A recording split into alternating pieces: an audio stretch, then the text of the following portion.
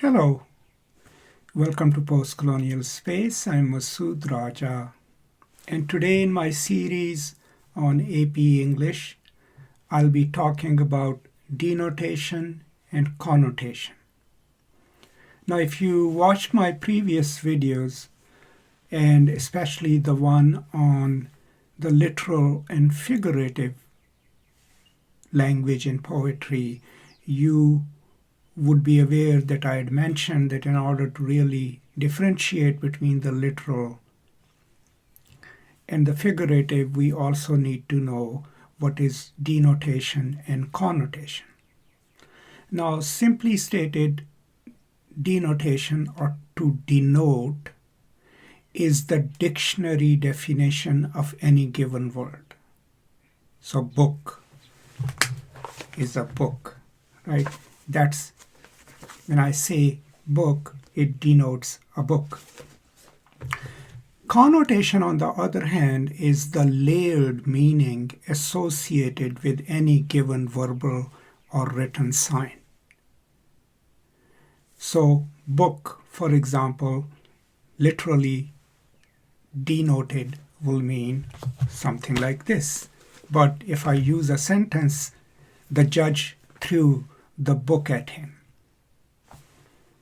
Now, the connotation there is that the judge used strictly whatever law and regulation was available at their disposal to give a decision.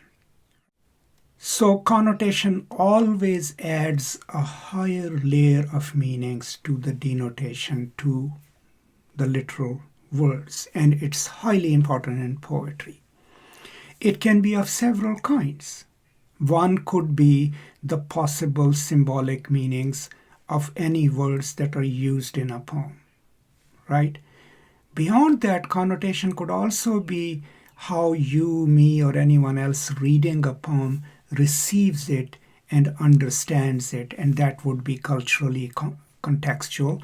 That would relate to our class or gender identity, and that's why sometimes in everyday speech, we try to, assert ourselves or restrict the possible connotations of our words by often telling our friends and family, oh, that is not what I mean.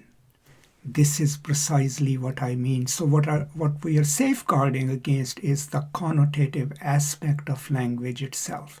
And by constantly pointing to what we are trying to denote. So simply, if you have to remember it, denotation, dictionary. Okay, so the dictionary meanings of the words, the literal aspect of a word would be considered denotation. Connotation is the possible readings of a word, if it's an idiom, if it's a figure of speech, a metaphor, right? Or what other possible ways could it be construed because of the reader's own imagination, reader's own experiences, but also the possibilities that might exist within language.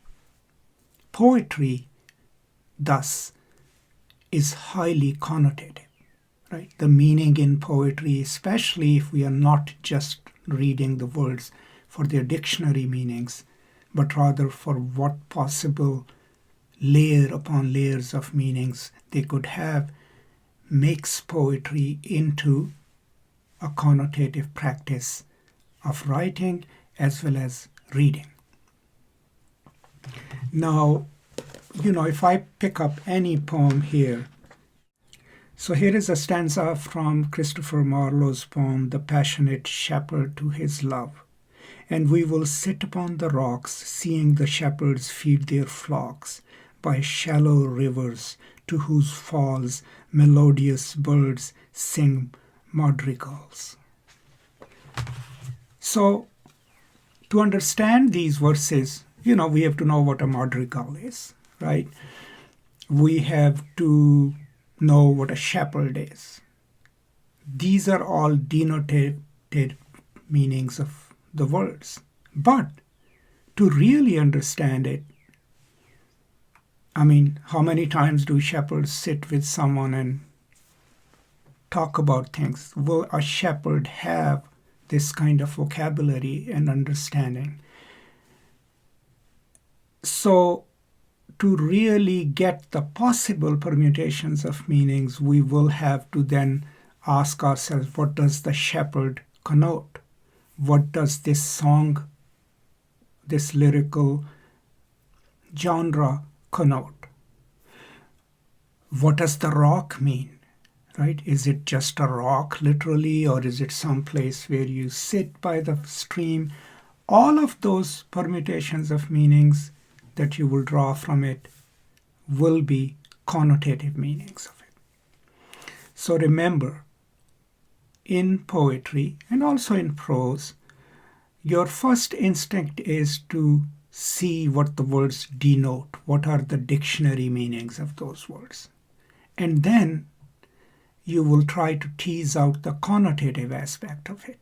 What do they connote? What possible meanings could be there if the words are symbolic, if they are metaphors, or if they refer to something beyond the original meaning of the word. Now, all of this would be fairly easy to understand if you were aware of Saussurian linguistics and the responses to it. I have a couple of videos on that, but just to keep in mind that in Saussurian linguistics, a sign, what we call the words, right, is constituted by a signifier and a signified.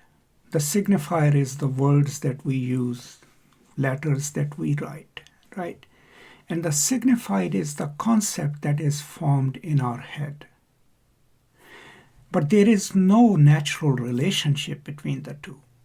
So even when I'm saying the dictionary meanings of the word, what all a dictionary gives us is more signs, right? There is no place in a dictionary where we reach the end of meanings. But that's a larger debate, probably for college education and college level class discussions. But for this video, briefly, any word in a poem, its dictionary meanings is its denotation, and its symbolic, metaphorical, and layered meaning associated with it, or what you construe from it subjectively sometimes, would be connotative aspect of it.